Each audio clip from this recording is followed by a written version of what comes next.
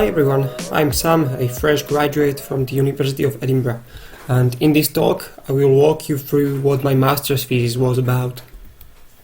So I am sure many of you have heard of BERT, a popular neural language model made by Google back in 2018. BERT is pretty awesome. It's been shown to successfully deal with various NLP tasks. Pre-trained BERT models are freely available, and because BERT is pre-trained on large amounts of text, it works well even if your NLP task has little training data. And slowly but surely, pre-trained BERT models are also becoming available in further languages, not just for English. However, BERT is also huge and slow, and it requires a lot of memory and can take seconds to process a sentence, unless you've got a powerful GPU. Of course, this is not ideal in real-time applications such as conversational systems. And naturally, people started using existing techniques to make BERT smaller and faster. I myself, while at Rasa, last summer I did some research into this, and I tried pruning and quantizing BERT. And in other words, I was mostly removing redundant neurons and neural connections in the model. This allowed us to make BERT about 60% smaller without significant loss of accuracy, but the model stays quite large and slow. In the meantime, others had tried another model compression technique called knowledge distillation, where you use a large model to teach small models. And large model is called the teacher, and the small models are called the students. Distil BERT was quite a well-known project by the Hugging Face team, and they made BERT about 40% smaller with very little accuracy lost on many tasks. This is nice, but the model remains large and the speedup is quite tiny. Ralph Tang and his colleagues took a different approach. They used BERT to teach a really tiny recurrent neural network, a bidirectional LSTM. And although this tiny student performed slightly worse on some difficult tasks, it was really fast and light. So it looks like we can distill BERT into tiny student models. And in particular, Ralph Tang and his colleagues showed that the students can be hundreds of times smaller than BERT, and the students don't have to have the same architecture as the teacher. But for effective knowledge transfer, a lot of data is required. And if you have only a tiny dataset for your NLP task, then some data augmentation may be needed. Luckily, the authors also put forward two approaches to such augmentation, which seem to work well. And so, knowledge distillation from BERT became a popular method of making BERT smaller and faster, and today you will find a lot of studies proposing various variations of the vanilla knowledge distillation method. So, it seems that we can simply distill BERT's knowledge into a small and sleek model. So, are we done? Not quite, because the knowledge transfer seems to work, but we have almost no idea how it works. And this is where my work starts. I ask just how tiny can the students be before their accuracy becomes too low? What can students learn easily and what is hard to learn? What role does the student architecture play? And how does it all vary across different NLP tasks? So let's now go through the work I myself did, trying to better understand the learning that is going on. As a first step, we train BERT on a certain NLP task and distill it into multiple different student models. Then we look at the teacher and at the student models and analyze these models in terms of specific linguistic capabilities that they possess and in terms of correctness and confidence patterns they show while classifying unseen sentences. The first analysis method is model probing, which is designed to measure how well a sentence encoder, such as BERT, extracts and captures a certain linguistic property of a given sentence. The second method is prediction analysis, which really means observing and inspecting a model's predictions case by case. So let's step through the pipeline that shows what this whole work looks like schematically. First, we train the teacher BERT. Then we use the data augmentation approach proposed by Ralph Tang and his colleagues. In particular, we train the powerful GPT-2 language model on the training data, and we let this model generate further hundreds of thousands of new sentences. The original training data and the newly generated data all get scored by the teacher model. In other words, we use the teacher's logits as soft labels. This way, we create a large collection of softly labeled sentences, which is our transfer dataset. This dataset should ideally capture the teacher's knowledge. The knowledge distillation is then concluded by training the two students on the transfer dataset. We have a tiny bidirectional LSTM student, same as Ralph Tang, and we also have a scaled down BERT student shown here in orange. Right, so once the students are trained, model probing is applied to both and also to the teacher. We probe the models for many different linguistic skills. Each skill is tested by a particular probing task. Such task comes with a collection of sentences, which get encoded by the model being probed. And the encodings are then used to train a simple classifier. Then looking at how well this classifier can recover a certain property from the encodings, we quantify how well the original encoder model extracted and captured this property. In other words, how well did the encoder possess the linguistic capability. And finally, we also carry out the prediction analysis. In other words, we feed the evaluation sentences into our teacher and student models and inspect the predictions, that is the sentences, the true labels, as well as the predicted labels, and the confidence with which the predictions were made. And this is our overall pipeline as a whole. So, before moving any further, let's talk about the NLP datasets we will be using. Things can behave differently on different datasets, and it is really important to carry out any analysis on a reasonable number of datasets. Here, we will be using three diverse NLP tasks.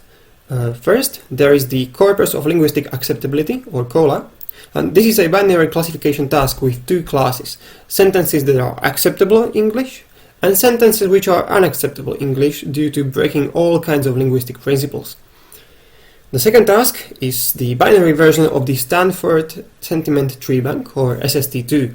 This is a binary classification task with sentences extracted from Rotten Tomatoes movie reviews and labeled either as positive or as negative. And finally, there is the Sarah dataset created by Rasa. This contains all kinds of messages sent by humans to Sarah, which is Rasa's own chatbot.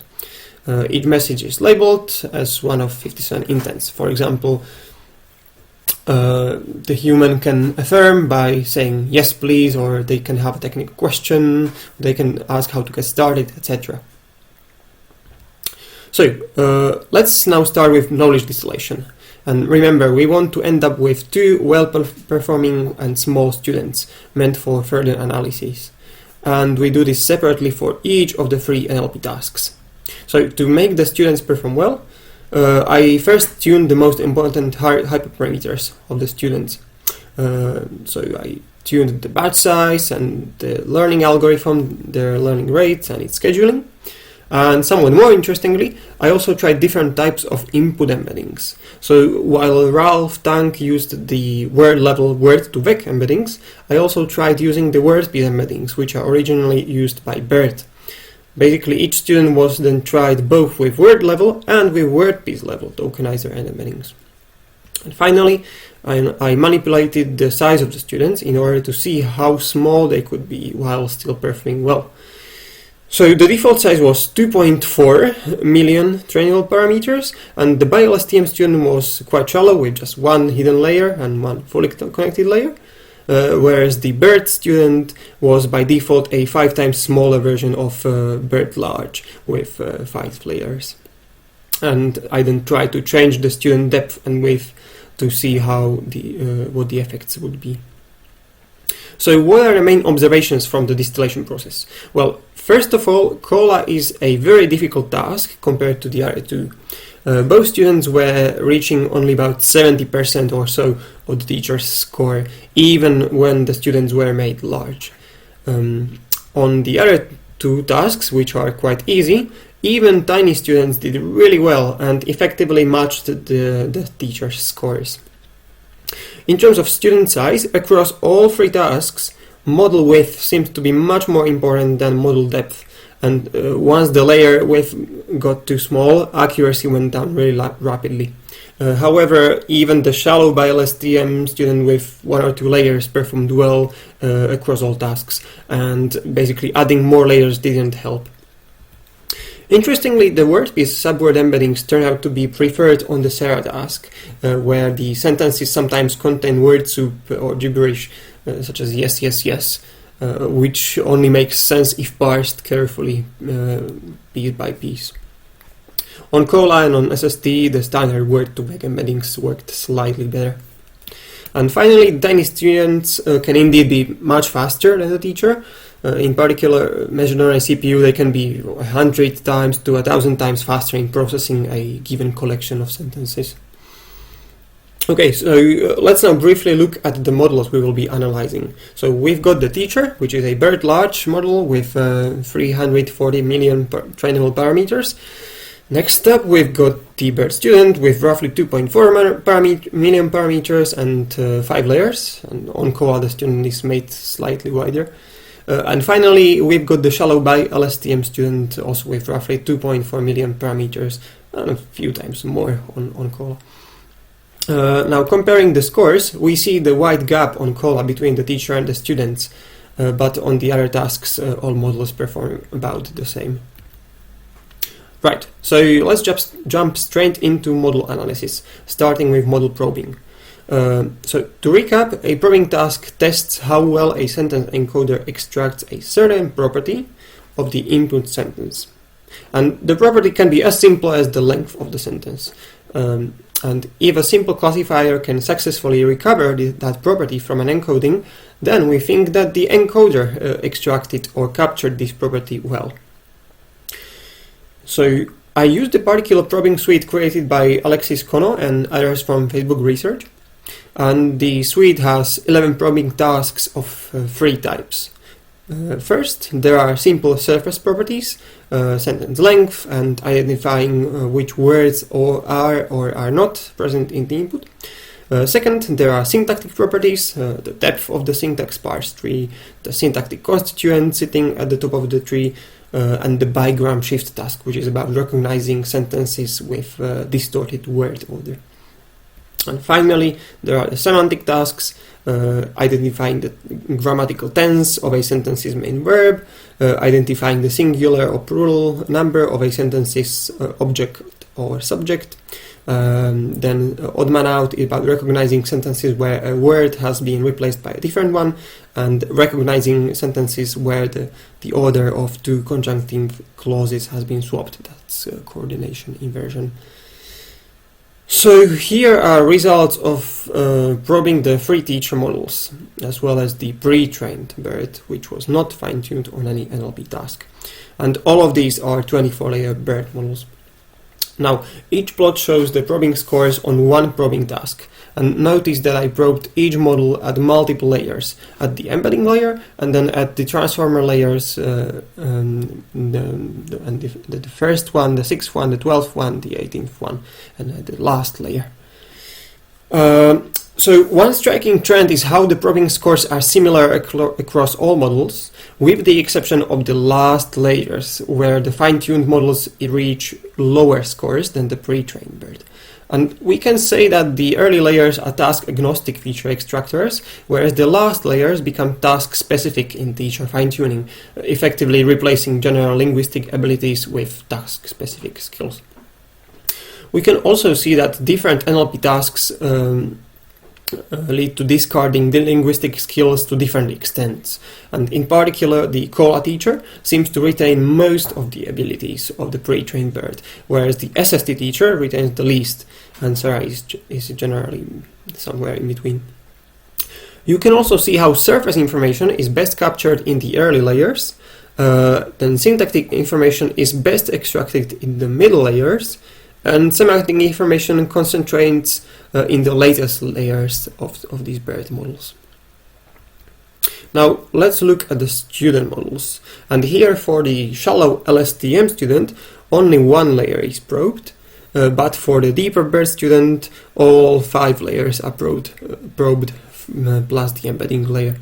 And for comparison, on the left in each plot is shown also the probing score achieved by a simple bag of embeddings model.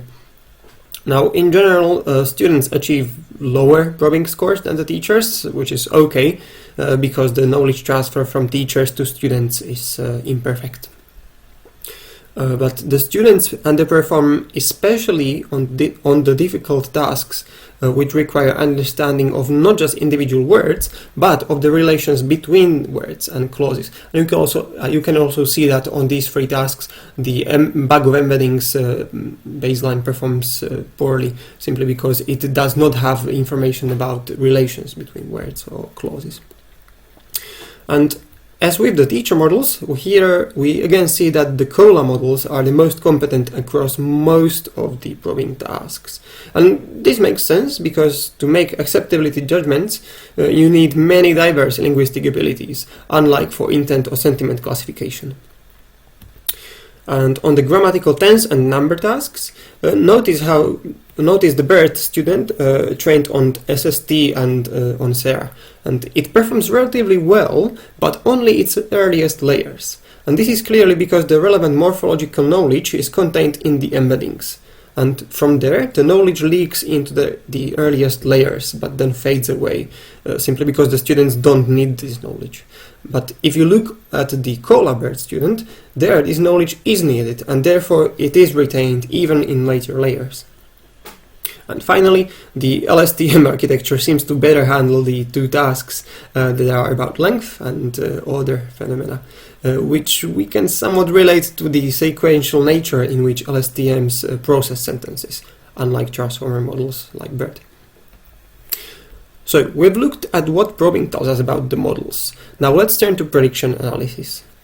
And what I mean is really just looking at individual predictions and trying to make sense out of them, considering also how confident and correct they are.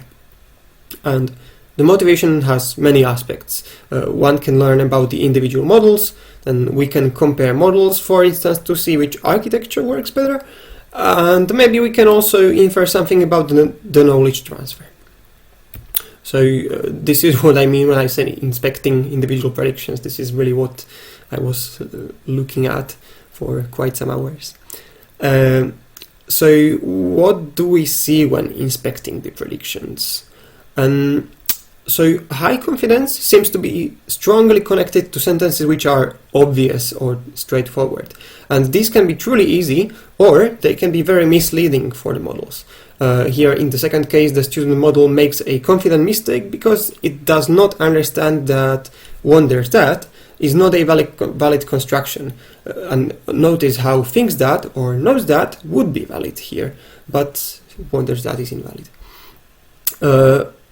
Then when models are unconfident, it is mostly because of unusual or unclear examples. And in the first example, both positive and negative words are mixed, which confuses the model. And in the second example, the denying is expressed in a very unusual way. And finally, mistakes are often made on sentences which are tricky or misleading for the models. So the word unseemly tricks the students into believing that the sentence is negative, and in the second example, the model doesn't understand the negation. Now, when we turn to more quantitative measures, such as correlation of confidences or the overlap of the hits and mistakes made by individual models, we get further interesting insights. So, quite interestingly, the three models, the teacher and the two students, have quite unique confidence patterns each, with only weak correlation between models. The only exception is on the SERA task, where all models basically have their confidence moderately correlated. And in terms of correctness, the models are less unique, and they tend all to make mistakes on the same sentences, especially on the SERA task.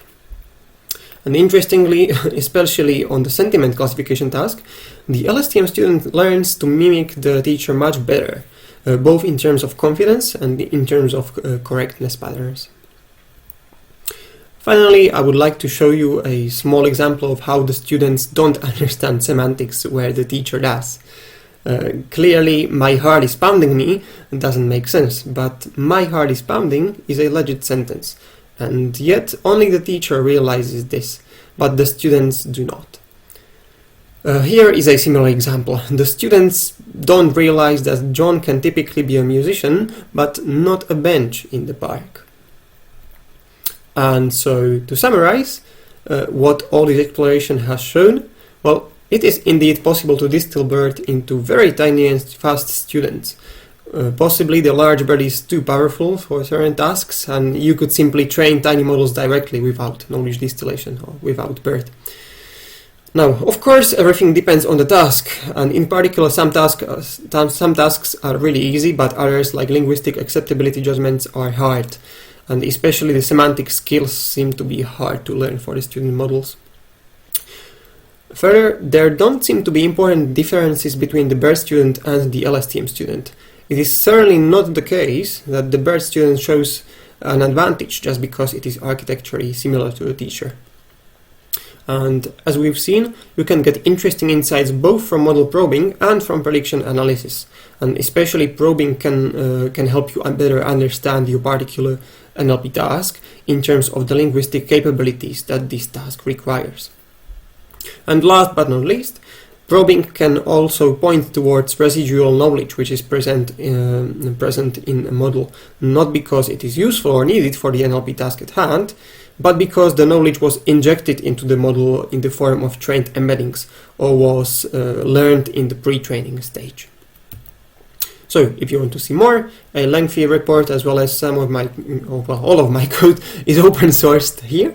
And I would also like you to look at these resources, these open source code bases that I found useful, which is the code base of Ralph Tang, the Transformers library by the Hugging Face team, and also the Send Eval Toolkit by Facebook Research by Alexis Kono.